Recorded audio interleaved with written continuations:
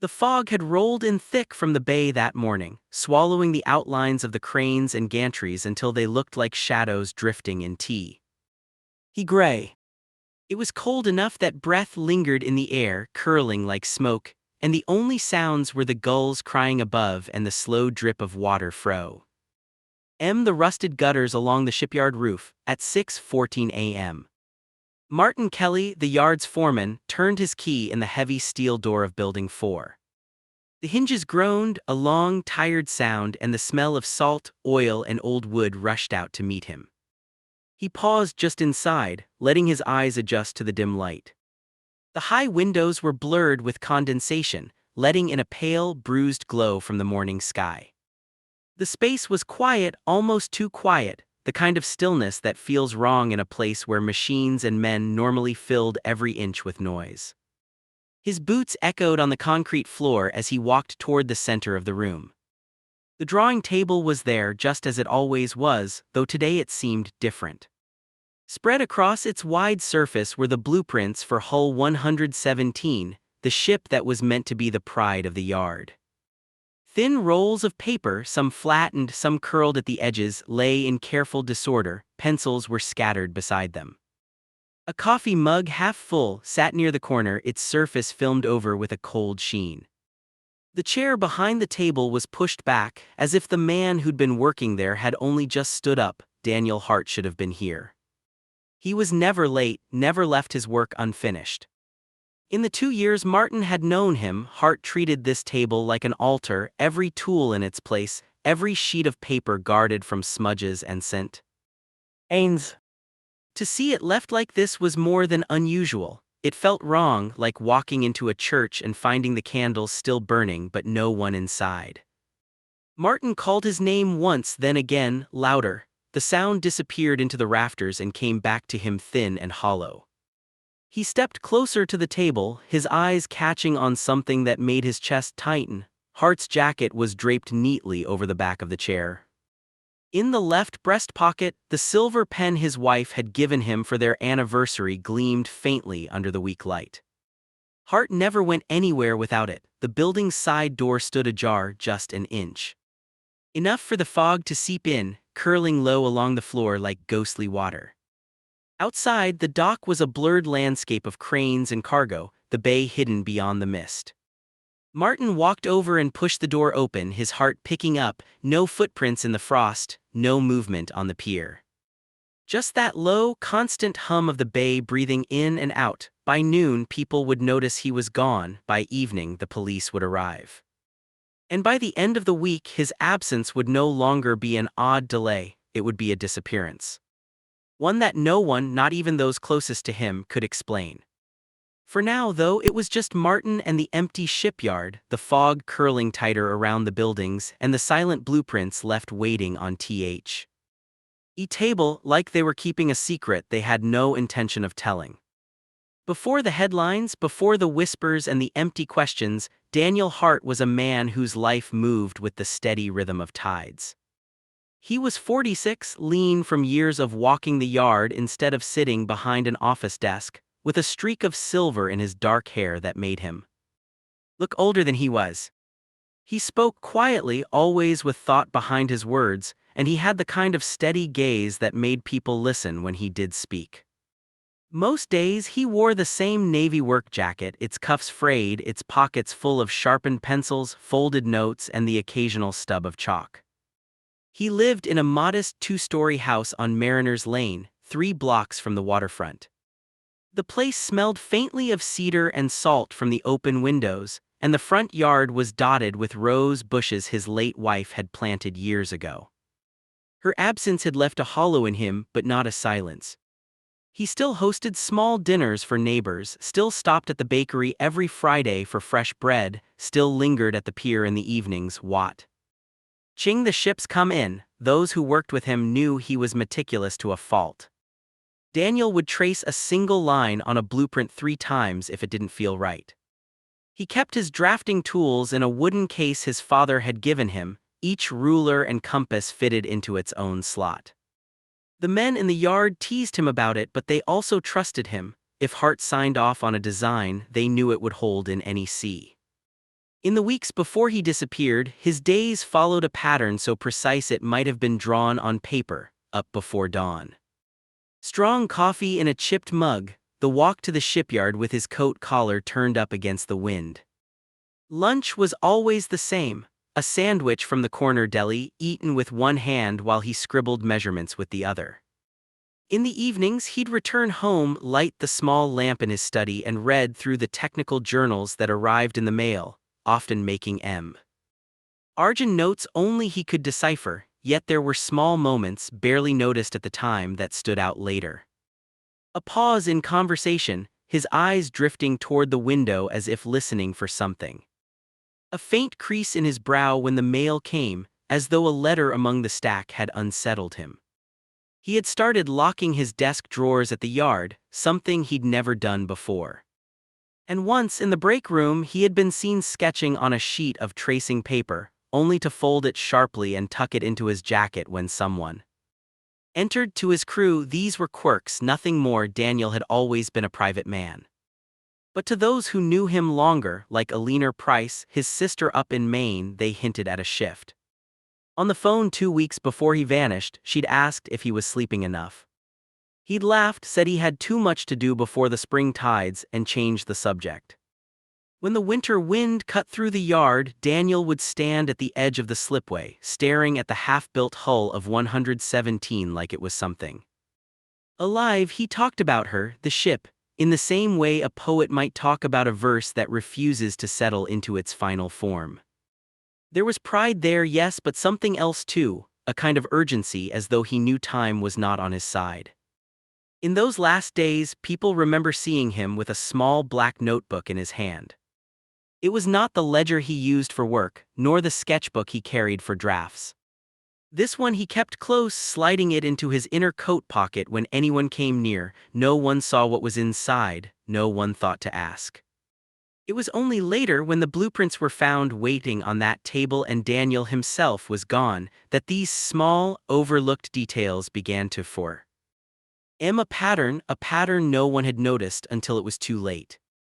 It began with little things, the kind that slip under notice when you are busy living life. Daniel had always been steady, a man whose habits were almost comforting in their predictability. But sometime in late January, those around him began to notice that his steadiness had shifted. Martin Kelly recalled one morning when Daniel arrived unusually early, well before the rest of the crew. The sun wasn't up yet, and the fog was so thick you could barely see the bay. Martin found him standing at the far end of the yard, staring out toward the water with his hands shoved deep into his pockets. When Martin asked what he was doing there in the cold, Daniel simply said, "Just measuring the silence," then walked away without explaining. There were other odd moments. Sophie Lang, who worked in the administrative office, remembered Daniel coming in to collect a package. It was a small, battered envelope, the kind used for photographs. She handed it over, but instead of opening it, he slipped it directly into his jacket and buttoned it up tight. "Busy day ahead," he murmured, and left before she could ask anything more. Later she saw him in the break room flipping through his black notebook, the one he guarded like it was worth more than his paycheck. Even the way he handled his work began to change. He stopped leaving detailed notes on the blueprints, as if he didn't want anyone else to understand the finer points of his designs. When the welders asked for clarifications, he would walk them through the work verbally, leaning in close, speaking in a low voice, as though the steel walls around them might be listening. There was a night 2 weeks before his disappearance when the yard lights burned well past midnight. A security guard making rounds found Daniel hunched over the drafting table, not with his usual tools but with a magnifying glass, examining a single sheet as if it held something invisible to the naked eye. The guard asked if everything was all right. Daniel didn't look up.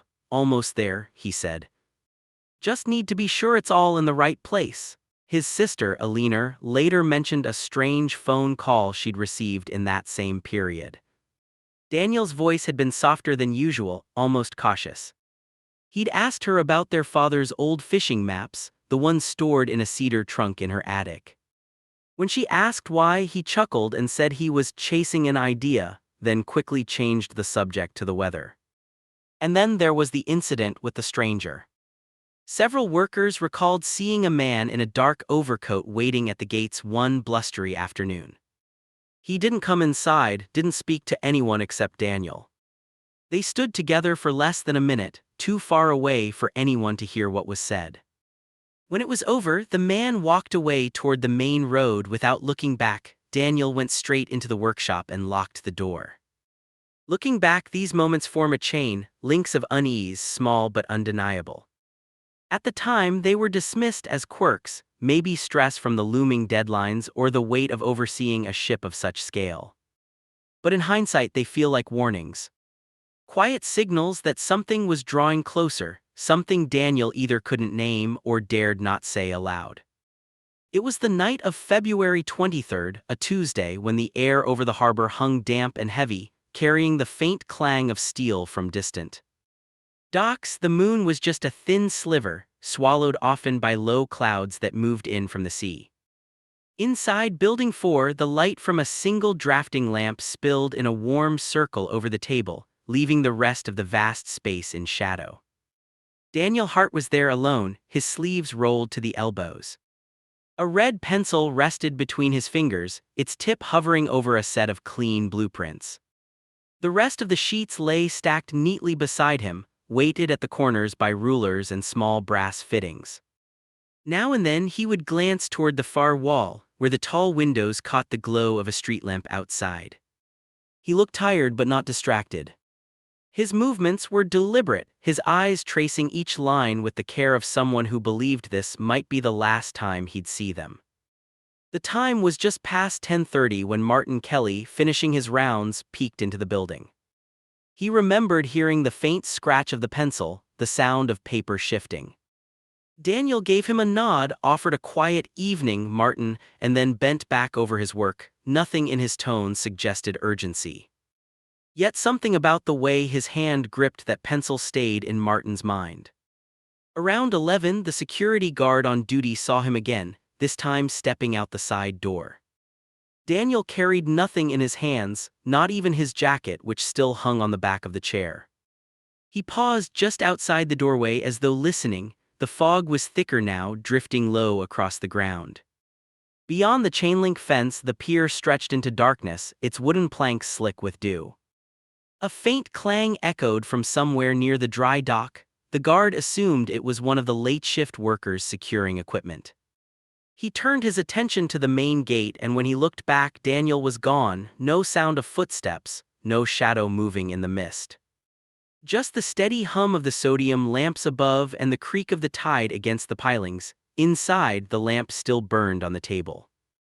The red pencil lay exactly where Daniel had set it down, its tip pointing toward a line on the blueprint that ended abruptly, as if it was meant to end to something unseen. His coffee sat cooling in its mug. The black notebook was nowhere in sight. By midnight, the building was silent. The side door remained unlocked, fog still curling through the gap at the bottom. Somewhere in the distance, a foghorn moaned, a low, mournful sound that carried over the water. It was the last thing anyone at the shipyard heard that night before the morning shift arrived and found the table exactly as he had left it, but no sign of him anywhere. By dawn the next day, the shipyard buzzed with an unease that everyone felt but no one wanted to voice. Martin Kelly had been the first to realize something was wrong. He'd arrived before sunrise, expecting to find Daniel bent over the blueprints, muttering to himself about hull curvature or stress tolerances. Instead, he found the same scene as the night before, lamp still burning, jacket on the chair, coffee cold, but no Daniel. He called his name into the empty space, his voice echoing off the steel walls, and got nothing back. By 8 o'clock, the whispers had already started. Workers passed the news quietly between them. Hart hadn't gone home, hadn't been seen leaving. Some thought maybe he'd stepped out for air and slipped into the bay. Others said he'd been called away suddenly, though no one could explain by whom. The police were summoned by mid-morning. Detective Alan Price, a lean man with sharp features, took the lead. He walked the floor slowly, his eyes sweeping over the table, the open side door, the scuffed concrete near the threshold. A photographer snapped pictures while officers spoke to anyone who had been on duty the night before. The guard confirmed seeing Hart step outside around 11. He swore Daniel hadn't come back in. The search began immediately. Uniformed officers moved down the piers, their boots thudding against the wet wood. They shone flashlights into the dark gaps beneath the docks, where the tide lapped softly against barnacled pilings. Divers were called in from the harbor patrol. They entered the frigid water in pairs, air tanks hissing, and disappeared under the surface. The currents were sluggish but visibility was poor. Hours passed without a trace. The surrounding streets were canvassed. Shop owners and night workers were asked if they'd seen anyone matching Hart's description. A tall man in work clothes, no jacket, possibly carrying a small book or papers. No one had. The man in the overcoat seen days before at the gate was mentioned by several employees, but no one knew his name or where he'd come from. Inside the yard, Daniel's office was searched. The drawers, all locked, were opened with the foreman's keys. Most contained nothing unusual: drafting tools, spare paper, shipping receipts. But the bottom drawer held a stack of older blueprints, all stamped with the yard's logo but dated years before Hart had even been hired. Price made a note of them, but they didn't appear connected to his disappearance. By afternoon, the shipyard had been scoured from one end to the other. The storage sheds were opened, the slipways checked, even the towering stacks of steel plates inspected in case he'd fallen or been trapped. Nothing. It was as if Hart had stepped out into the fog and dissolved into it. The workers grew restless, smoking in clusters by the gate, speculating in low voices. The longer he remained missing, the stranger it seemed. If he'd drowned, one man muttered, we'd have found him by now. Another said he'd heard of men disappearing like this before, back when the yard handled certain government contracts. Those comments were quickly silenced, but the idea hung in the air. By sunset, the police admitted they had no immediate leads. The divers emerged from the water, their faces pale from the cold, shaking their heads. The wind picked up, rattling the loose siding on the far building. The blueprints on the table inside still waited, untouched, as if daring someone to understand what Hart had seen in them before he walked away. By the time the clock over the workshop door showed 6:15, the shipyard had emptied. The clang of hammers, the whine of saws, and the rumble of forklifts had faded into the distance. Only the muted slap of the tide against the hulls remained, a slow, deliberate rhythm that seemed to echo in the stillness. Henry Carter stood at the far end of the main drafting room, one hand resting on the edge of the table where the blueprints still lay. They were spread open, the crisp paper curling slightly at the edges from the damp air, lines and measurements running across them like veins. He hadn't moved them since they were found. He didn't know why he'd stayed behind. Maybe it was habit. Maybe it was the thought that someone would come back for them, and he'd be there to see it. The sun had dipped low enough to cast long orange slats through the dusty windows, making the blue ink glow faintly. Outside, a gull cried, sharp and brief, then silence again. Henry leaned in, studying the marks along the edge of the sheet. There was a smudge near the bottom corner, dark and uneven, like graphite ground into the fibers. He traced it with his thumb, half expecting it to rub away. It didn't. A noise from the hallway snapped his head up, a faint shuffle like rubber soles on concrete. "Hello," he called out, no answer. He stepped around the table, following the sound toward the corridor. The shadows there were deep, broken only by a thin strip of light from a partly closed door. He could smell the faint tang of machine oil, older now that the day's work had ended. Pushing the door open, he found the locker room empty, rows of metal doors standing ajar. One of them swung gently, tapping against the one beside it. Inside the locker, a work jacket hung limply from a hook. In the pocket, something bulged. Henry hesitated, then reached in and pulled out a small notebook, its cover worn soft. He flipped it open. Pages of rough sketches met his eye: boats, dock layouts, lists of numbers that didn't quite match the shipyard's standard measurements. At the very back, pressed flat against the cardboard, was a photograph. It was old, the colors faded to a pale wash. Three men stood on a pier smiling at the camera with a half-built hull behind them. Henry recognized two of the faces instantly, both long retired. The third man, though, he didn't know. And yet, there was something in the man's expression that made him uneasy, as if the smile was only there because the camera demanded it. The faint shuffle came again, this time from behind him. The evening wind swept in from the harbor, carrying with it the metallic tang of the water and the faint echo of distant machinery. Emma stood by the wide windows of the drafting room, the shipyard lights shimmering in the dark like a field of fireflies. She traced the edge of the blueprint with her fingertip, the paper cool and stiff, its clean lines mapping out a vessel that no one had yet dared to aim aloud. Behind her the room felt too still, the kind of stillness that makes every creak of the floorboard sound like a whisper. She thought of the way Alan had been avoiding eye contact all week, his answers clipped, his voice quieter than usual. That afternoon she'd caught a glimpse of him speaking to a man she didn't recognize, someone in a long coat, standing just beyond the chain-link fence. They'd parted quickly when she approached, and Alan had brushed it off with a shrug, saying it was nothing. But Emma had worked alongside him long enough to know when he was holding something back. The blueprint before her was not the one she'd seen on Monday.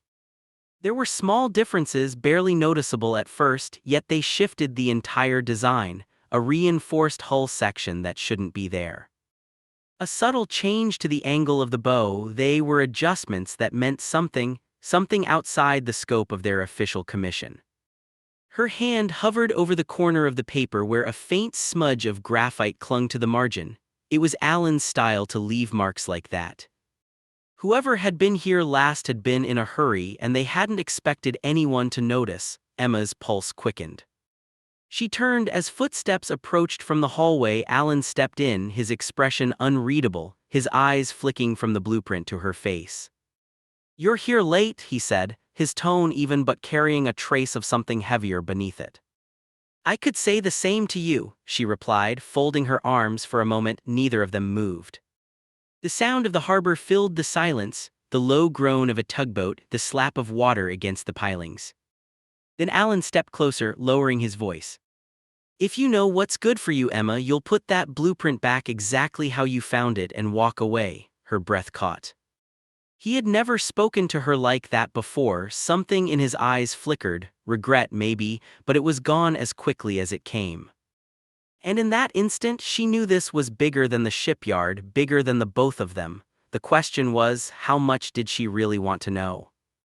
By the following afternoon, the air in the shipyard office felt heavier than the day before. The windows rattled faintly from a wind that carried the smell of salt and rust. Sarah sat at her desk, one hand gripping her coffee mug as if it were the only thing keeping her grounded. Across from her, Paul leaned over a spread of old blueprints, tracing one of the lines with his finger, his brow furrowed in thought. He had been doing that for the better part of an hour without speaking. The silence was so dense, the hum of the fluorescent lights seemed louder than usual. "I've gone through every file from the last 6 months," Sarah finally said, her voice low but steady. "There's no record of this design ever being commissioned. No contract, no memo, nothing." She tapped a corner of the paper, the edge slightly curled from age, "And yet it's here. Someone wanted it to be found." Paul looked up, his eyes narrowing. "Or someone forgot to destroy it." He straightened, resting his palms flat on the table. "The thing is, this isn't just a hull design. Look here." He slid the blueprint toward her, pointing at a section of intricate markings that resembled a coded overlay. "That's not shipbuilder notation. I've seen something like this in old Navy schematics back when they embedded covert instructions into engineering drafts." Sarah's stomach tightened. She thought of the warehouse on the far end of the yard, the one no one seemed to have a key for anymore. It had been boarded up since the previous owner died, but something about this moment made her wonder if the blueprint was pointing them there. Before she could voice it, the phone on her desk rang, a jarring sound that cut through the stillness. She hesitated before picking it up. The line crackled and a voice she didn't recognize said only 4 words, "It's not safe there." Then the line went dead. Paul stared at her, his expression unreadable. Outside, the wind shifted, slamming a loose sheet of tin against the side of the building. The sound echoed like a warning neither of them could ignore. The rain had stopped sometime during the night, leaving the shipyard soaked and glistening under the early morning light. Nathan walked along the main dock, his boots sending dull thuds against the wooden planks. Every step carried him closer to the restricted drafting room, where the blueprints had been left behind days earlier. He kept replaying the moment he'd found them spread out on the drawing table, as though the engineer had only stepped away for coffee and never returned.